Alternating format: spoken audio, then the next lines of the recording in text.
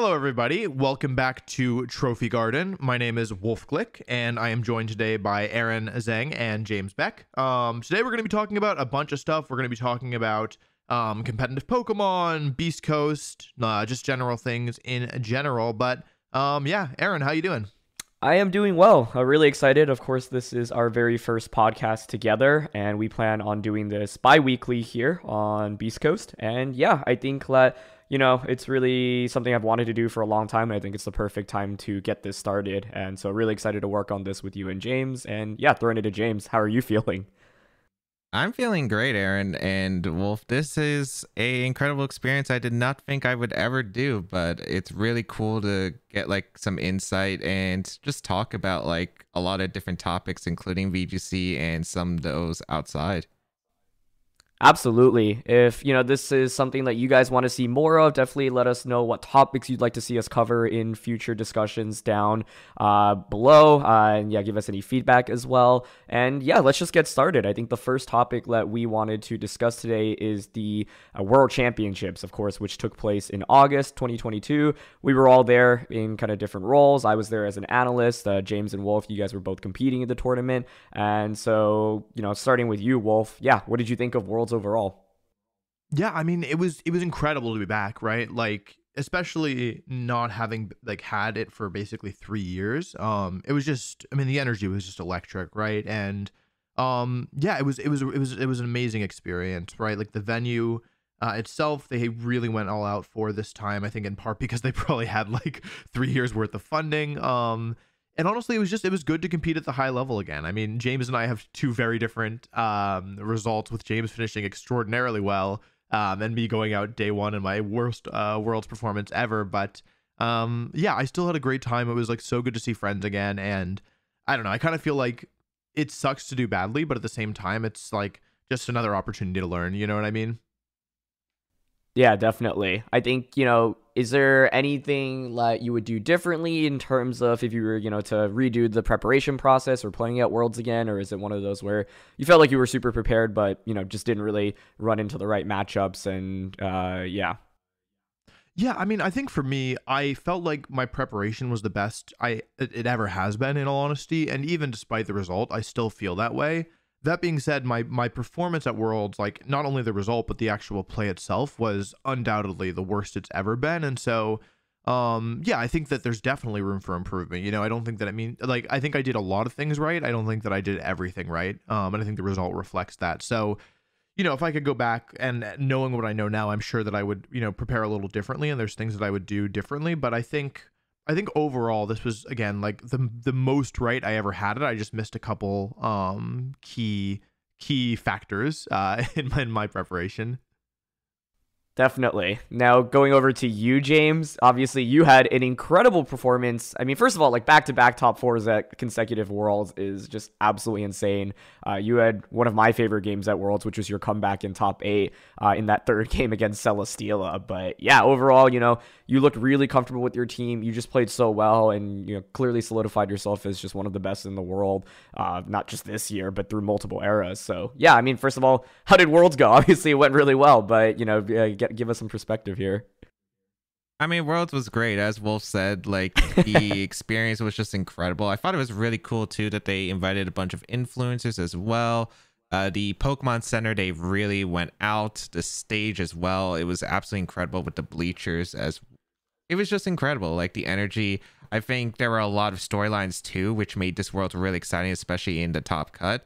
And there's just a lot that could be said about Worlds. There's so many storylines that just happened throughout that tournament, and it's just really exciting as a spectator and as a player. Just playing in the games, it really just made me miss Worlds. And of course, one thing that was really important was it was the only World Championship for Sword and Shield. So whoever won that World was claiming to be the best player in Pokemon Sword and Shield history. So it was a lot on the line, and after 3 years, players were hungry, and you could definitely feel that in the venue.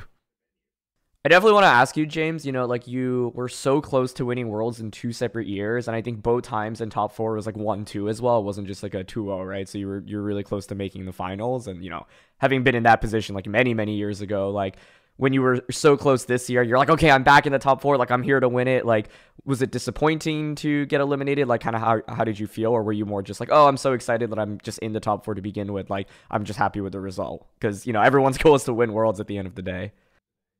I think throughout playing, like as I kept advancing throughout the tournament, each round win, it was like, oh, it feels great that I'm still able to play at a consistently high level. When I made top cut and was just winning, like my top 32 and top 16, I felt very strong about how I played.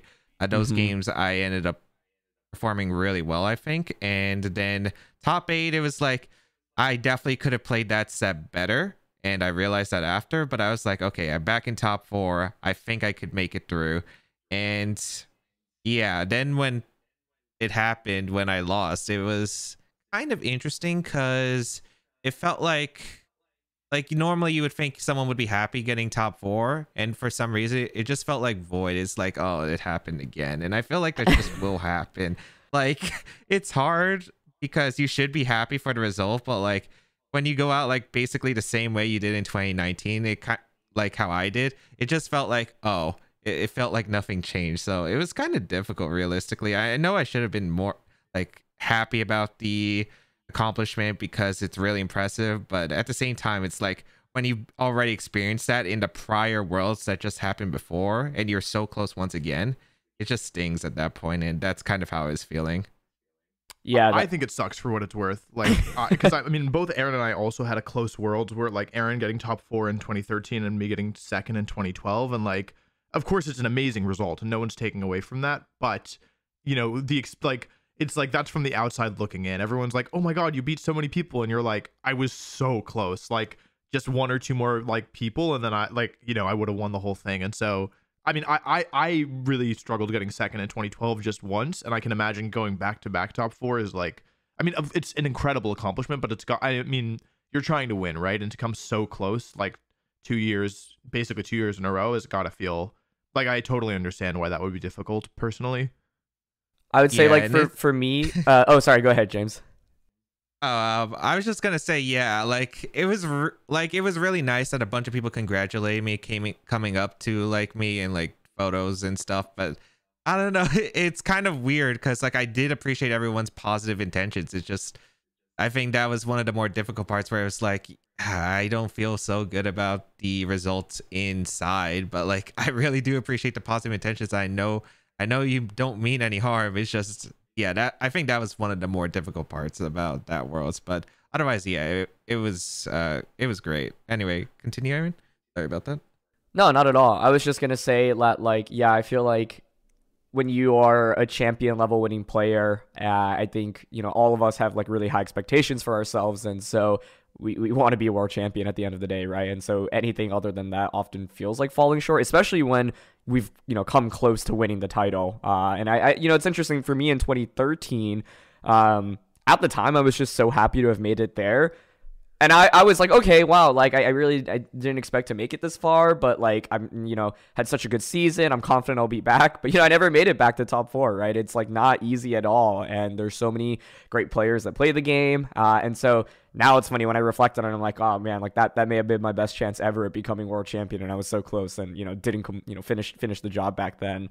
Whereas at the moment, at the time, I was like, oh, I'm just so ecstatic to be here. But it's definitely, I think, an emotion that, or just an area of the game that, you know, maybe people don't talk about publicly very much, right? Like obviously winning is great, but there's a lot that comes with losing as well. And for me, actually, like part of the reason why I stepped away from playing a little bit in after 2016 was like because I think just not doing well at tournaments when you expect to be like one of the best was really demoralizing. And to me, it was like the mental break and reset was good there, where I was like, yeah, you know, it's just, I'm going to these tournaments, but if I don't win, then I'm not satisfied, but I'm not coming close to winning either. And so it's like, you know, that was part of the reason why I stepped back. But I think it's really interesting kind of discussing the psychology behind, you know, performing and maybe not performing as well. And I would say for me, Worlds was really cool, amazing experience. Being part of the analyst like couch was really, really fun. You know, definitely something new to try out, and it felt like they went all out. It was definitely way larger than any other Worlds I think we've all been to. We've been playing for a long time as well. So overall, before we finish off with this topic, I want to ask you guys if you could rate the experience. I guess both, you know, tournament wise, and then outside of the tournament, what would you give it out of 10? Okay, so outside of the tournament, I'd give it a. Okay, it's hard, right? Because I feel like outside of the tournament is influenced by inside of the tournament. Yeah, You know what that's I mean? fair. Like when I think like, okay, like inside of the tournament, my performance itself, I give like a 1 out of 10, right? Like it was bad. It was the worst one ever. So, and actually, you know, I've been to 10 worlds. This is my 10th time competing. This is my worst performance. So I actually can say numerically it's a 1 out of 10, right? But then I'm thinking, well, outside of the tournament, like, how did I feel? And like, I had a great time, but I'm like, it wasn't like my, you know, it wasn't like my favorite worlds ever. But I'm thinking, like, I did so many fun things. Like, I really, like, I did sightseeing. I saw friends. Like, it was all this great stuff. Like, what would have made it better? And then I was like, oh, if I had done better, like, it would, like, you know, it's kind of like this cloud, right? Where it's like, you know, you're there for this purpose, right? Like, of course, you want to see your friends, you want to compete, or like, you want to explore, you want to, you know, have a good time. But it's at the end of the day, you're there for the tournament, right? And so I feel like everything is kind of colored like by the tournament. In the lead up, you have, of course, like the anxiety and the stress, and then getting ready and stuff, and then afterwards you have the reflection and the sitting with whatever feelings you've got from the tournament. So yeah, I think like I had a great time outside of the tournament, but the tournament itself went like so badly that it definitely, I feel like, colored my, like I would say tinted a little bit the rest of the experience for me. Totally. James, what about you?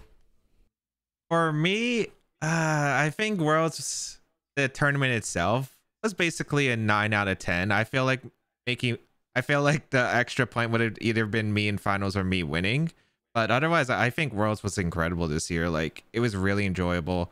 I had a lot of great times with friends, and the games were pretty good. I really did enjoy all my games, I think, throughout the entire tournament. And then outside of London, I really enjoyed exploring. I went there for like 10 days. It was incredible. I went like a week before Worlds. We actually all met up each other at the Tower of London, I think on the Tuesday before the tournament. Yep. By accident, which was crazy. I met a lot of Pokemon players throughout too. Like Monday, I met a few players at the British Museum.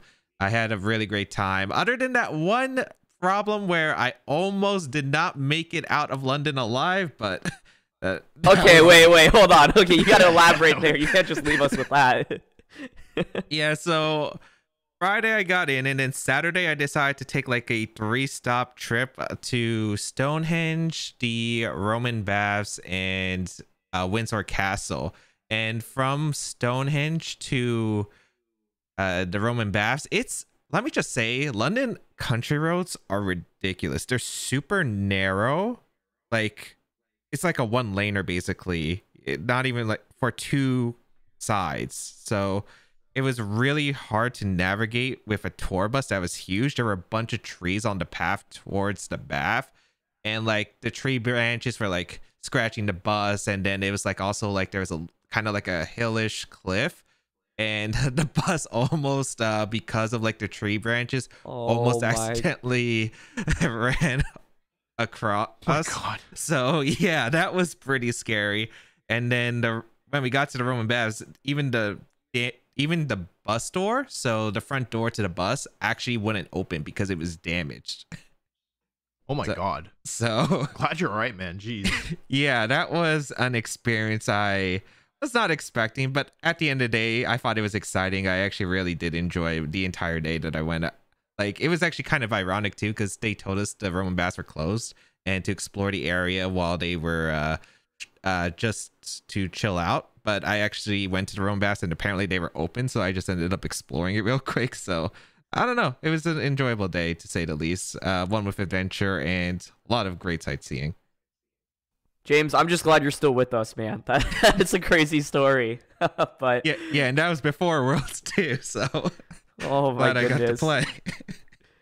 Yeah, I'd say for me personally, like, I'd give it like I don't know, like 8 out of 10. I really had a lot of fun. Like, I was so busy working that I didn't really get to do too much during like the event time. But yeah, the venue is so cool. It's cool to see how many more fans there are around in general, and overall, you know, the vibes were awesome. I do think, like, I didn't love where the tournament venue was. It was kind of just, I wouldn't say in the middle of nowhere in London, but, you know, you were maybe like 30 minutes by train away from like the main downtown area. But in the end, I guess, yeah, everything was accessible. I just like it when you're like right in the, you know, the middle of the city, like kind of where Vancouver Worlds was in 2013. But let's shift gears a little bit and talk about Scarlet and Violet. You know, we're less than 2 months away from the new generation coming out. And so I guess, first of all, how are you guys feeling about it? Are you excited? Are you nervous? And then second of all, you know, what are some things that you want to see out of the games, especially in regards to, you know, competitive?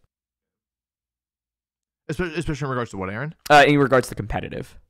Got it. Yeah. I mean, I'll go first on this one. I'm really excited for Scarlet and Violet. Also really nervous, honestly, just because like content wise, it's such a huge opportunity. I think that like the conditions are such that I think Scarlet and Violet, at least in terms of content, are going to be the biggest Pokemon games ever. And so like that's super exciting, but at the same time, it's a little stressful because it's like, oh, I want to make sure like I actually do a good job with this. You know what I mean? So yeah, but in terms of competitive stuff, I think it's going to be really, it looks really interesting because for the last 3 generations, the central new gimmick has been very centralizing, right? We got Mega Evolution, especially Gen 6 Megas. We had like what, Kang, Mence, Gengar, right? Like the really, really, really strong ones. And then Gen 7, they toned down the Megas that were like a little bit too strong. They were still pretty strong, but they added Z moves, which just like were very centralizing and were just like delete buttons a lot of the time. And then Gen 8 obviously had Dynamax. And so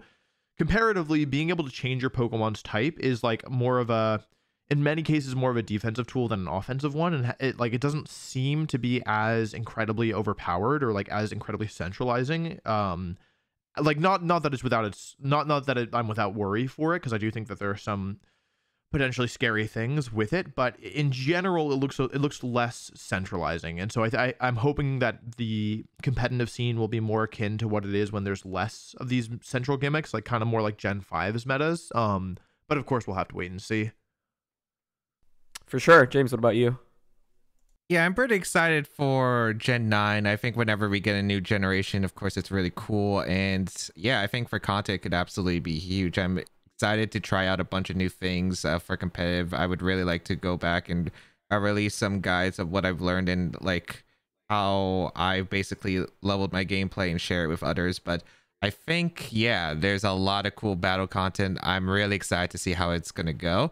And for the competitive side, yeah, I'm excited, but I do have my worries too. The new mechanic definitely seems very interesting. And yeah, as Wolf said, it looks like it could be used more defensively, but there are offensive potential for it, especially with the same type attack bonus. Like if it's the same type, like I'm a little bit worried about Torkoal, Lilligant, because those were confirmed in the game, so that will not be fun. I think after your eruption seems dangerous, but I'm also kind of concerned about like how the mechanics going to be implemented specifically with with types, because I don't know if they'll, like, we have team preview, for instance, in Sword and Shield. We had like Urshifu form. You couldn't exactly tell which Urshifu form you're fighting in team preview.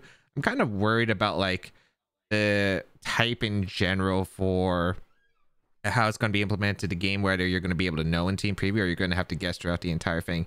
Because even though it might not affect the game like in a best of 1 setting as much, I feel like in a best of 3 setting in a tournament, it's going to be pretty big, especially with information sharing if it's not like shared in team preview, for instance. So I'm a little bit concerned about that, where it might be necessary for like open team sheets, for instance, to level the playing field.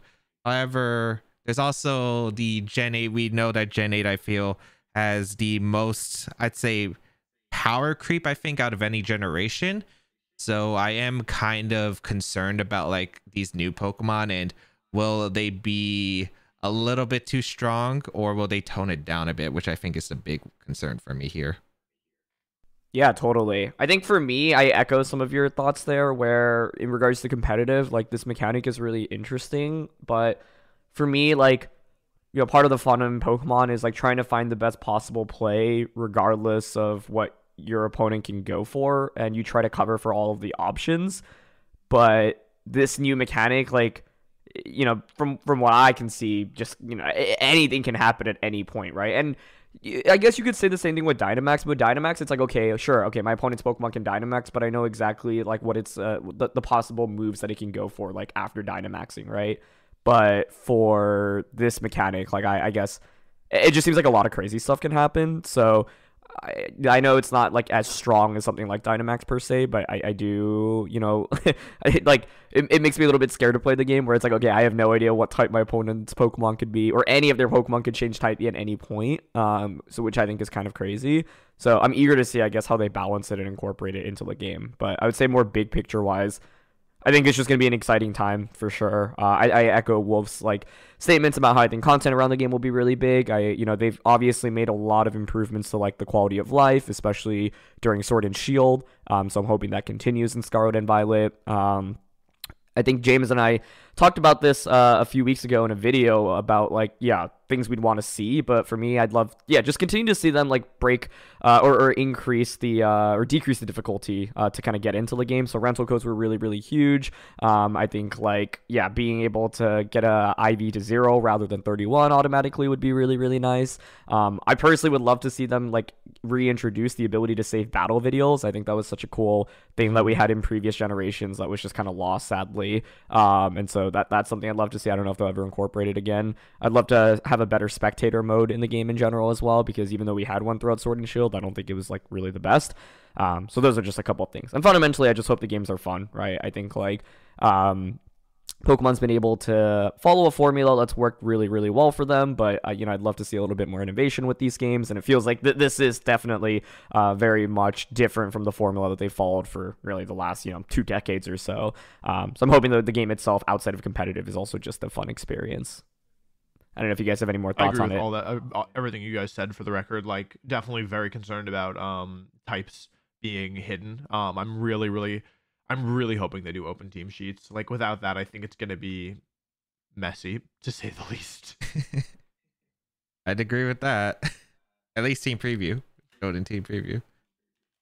It'd be pretty interesting how they would implement it, though. I wonder if it would be a type symbol. I'd imagine that would be the case. I think they confirmed that it wouldn't be shown in game. I feel like there was on one of the press releases, they said like, oh, like use this. They showed like Tyranitar turning into a ghost type of Renegade, and they were like, use this to surprise your opponents. Oh, and I was like, uh-oh. That doesn't sound good. I guess my question for you guys is, okay, let's say that we don't get any information on our opponent's types, neither in team preview nor team sheets, right? How do you think you have to change your play style in order to adjust to that? Because I haven't given that much thought, but I'm like, wait, this like might have to fundamentally warp how I play the game. I think you need to be a lot more aggressive in that case, like because it won't be possible to cover for every option. I think you need to like instead just like try and overwhelm the opponent before they get the chance to like, I don't know. I think you're gonna want to finish games quickly if that's the case, which probably also means, like James talked about, that like turning, like using strong spread type attacks with the offensive Terra is probably even stronger, like fire type Torkoal and eventually like water type Kyogre, which maybe it won't be in the game, Copium. I mean, what about you, it's James? good for me. But yeah, I'm kind of, I agree with Wolf 100%. I feel like with Dynamax, it was kind of similar to how I ended up playing a lot, but I think it really depends, because I still think there is going to be situations, of course, where you can make some pretty good mid-ground plays, but you're probably going to have to play a lot more aggressively throughout most matches, especially. And I think at tournaments, it's going to be a really important factor as well, because, for instance, they might have information on your team, but you don't have information on their team. And that's a thing you could say about like any tournament you go to. But I feel like with Terra types especially, like you might just have to be cautious. You have to play extra cautiously, or you have to play extra aggressively. And I don't think there's really a big balance in between. So I think, it's something that we'll see if players can adjust to, because I felt like when I played NIC, for instance, in Sword and Shield and Worlds in this year, I felt like there were two completely different play styles, but I think it also was team dependent too. But I feel like they both had a place in the way that Dynamax worked with the teams. Yeah, I think I definitely agree with what both of you are saying. For me, it's just a little nerve-wracking. Like, I just want to get the games and start getting experience with it to, like, understand the mechanic. Like, we could speculate all we want, but until we, actually have the games in hand and a metagame starts forming, it's hard for me to, like, really think much about it. But I do definitely agree with both of you. And, yeah, I think it'll be exciting, but yeah, I don't want to like fundamentally change how I played Pokemon for all my life. And so, but you know, I think part of the skill, obviously, in being a top level player is adapting from generation to generation, regardless of mechanics. And you know, there are some core skills that are transferable, but then there's also a lot of things that you have to learn. And you know, I would say both of you guys really mastered Dynamax really well, and you know, did super well in some of the largest tournaments in Sword and Shield with it. So I think that is always interesting. But I'd say, looking more at the big picture, I mean, from what we've seen so far in Scarlet and Violet, outside of the mechanics, like, is there anything that excites you personally, either competitively or non-competitively? It can be an item, a Pokemon, a way to play the game. I'm just excited for content, honestly. That's like my main focus. Like the open world features are really cool. I think the ability to play multiplayer in a Pokemon game is like probably going to be a pretty big deal. But yeah, I'm really just excited to make like good videos in the new games, honestly. For How about you, sure. James? I think just I really do. I would like to make some really interesting competitive content. I would like to do a little bit extra with the games, and I also would like to see some really cool events around Scarlet and Violet, both competitively and non-competitively. I think that would be really awesome to see. But I'm also like, gameplay wise, I think it will be a fun experience. I'm hoping that it will be an enjoyable game. I also hope that they fix this the timer issue and gives us like custom rule set options, because I like it for singles, but I would also like to have some, you know, fun rule sets that I could just play with my friends, you know, that isn't like VGC, that isn't singles. I'd really love that option too if they allow us to have it in the game, because we've talked about having custom rule sets before in a previous video, but I really think that would be really nice to have just in general. I think it would allow for a lot of fun tournaments that could be played with friends, or just like have actual big tournaments that could utilize it. Definitely. I think on the idea of content, you know, I feel like all of us have been doing, you know, VGC content and competitive Pokemon content, and now just, you know, in Wolf's case, like general Pokemon content for years. And so every time there's a new game in generation, it feels like such a big opportunity. I know it really, Sword and Shield really felt life-changing, honestly, for all three of us, I would say. And so excited to see what Scarlet and Violet can bring. But being mindful of time, I know, you know, we don't have that much time left before we wrap up today's episode. So, you know, wanted to shift over to you, Wolf, the newest member of the team. You're now a member of Beastcoast. So, you know, want to ask you a little bit about the process of joining Beastcoast, what led to you signing with the team, and yeah, how you feel about your experience so far. Yeah, for sure.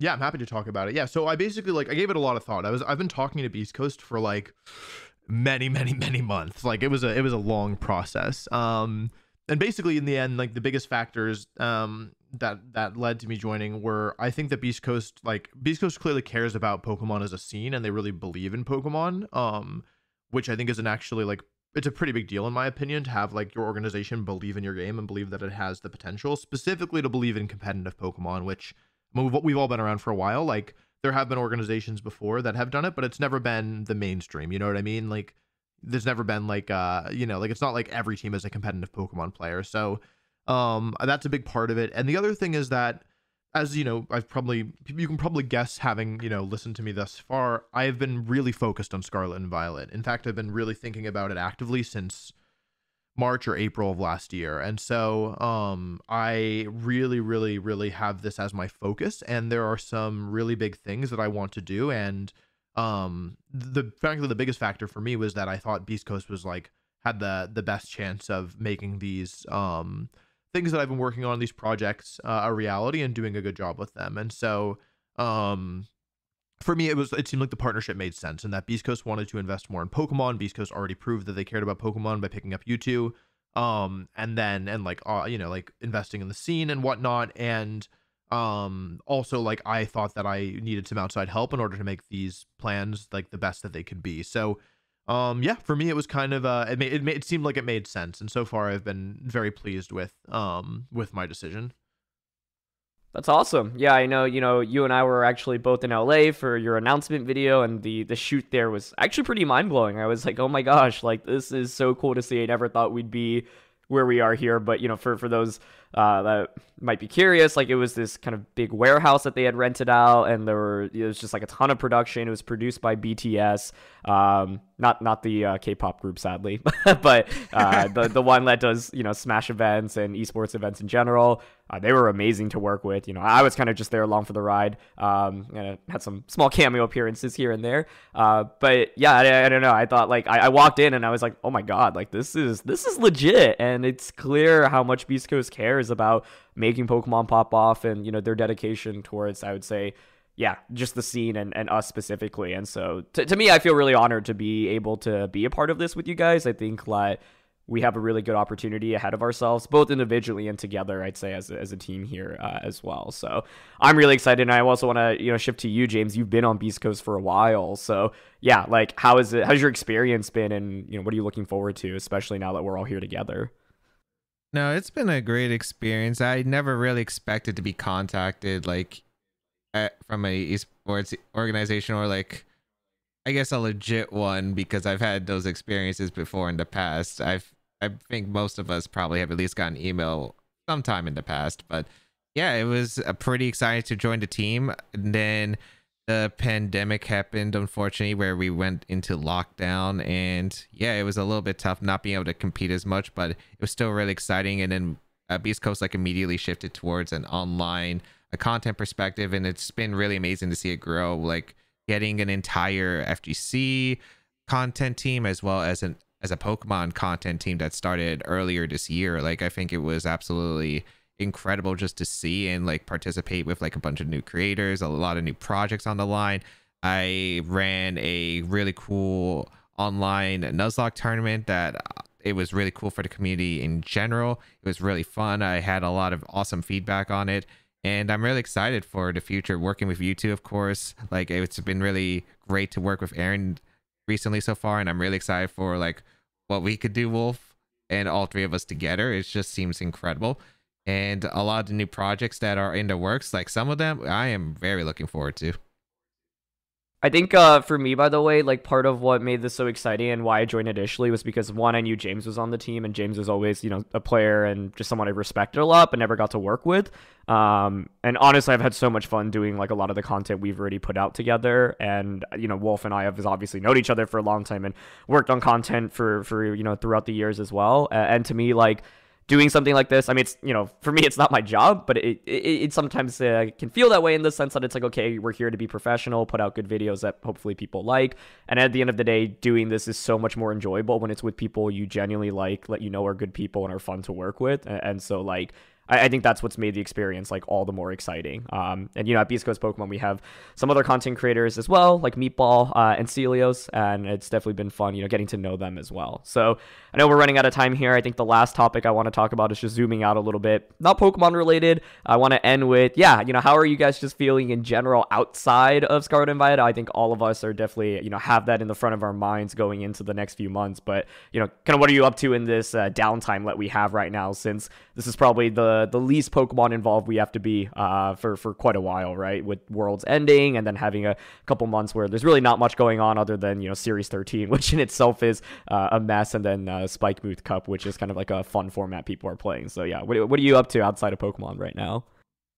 For me, I feel like okay, I think for me, something that I've kind of learned having played for so long, I'm sure you guys know this as well, is that taking breaks is super important. I think a lot of players who don't take breaks burn out, and so this is like my big rest time, especially like with like not like Scarlet and Violet are going to be so intense from a content angle. Like, I expect it to genuinely be the busiest time of my life, and so because of that, I'm really making sure to like take some time now, slow down the pace, like just really take the time to rest up, especially because Worlds was so intense, you know, with so much prep and so much travel and stuff, especially after not having gone for a couple of years. So yeah, I'm basically big chilling. Like, I'm just, you know, like doing my stuff. Like, I'm kind of trying to get into a nice flow with my work, which, you know, of course is also Pokemon at this point, so not exactly a full break, but I mean, we all make content, so I guess maybe it's worth noting that for me, like, doing content, even when I was doing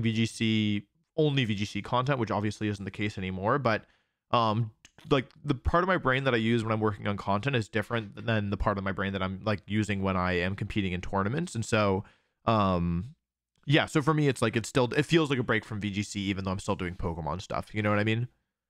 Yeah, I can definitely feel you on that. What about you, James? What are you up to?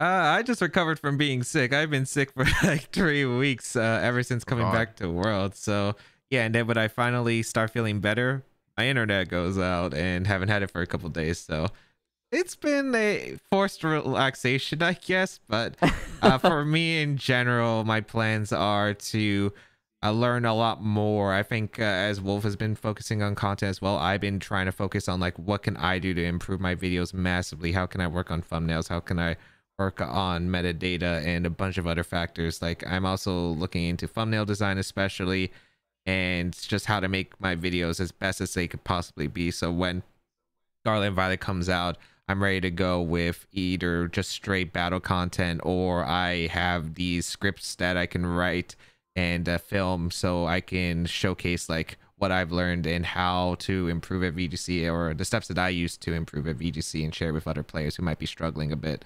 So I'm pretty excited in general, and that's basically what I've been working. And yeah, I can definitely feel Wolf's perspective, because I definitely feel like I use different parts of my brain for different topics, such as he separating the tournaments, like competing in tournaments, to making content, to anything else I do. I like have a separate part. So been really working on just like improving my videos for the long term and how I can improve them. That's awesome. Yeah, I think like, you know, for me personally as well, first in regards to content, definitely want to do bigger and better things, you know, like look to upgrade the production quality.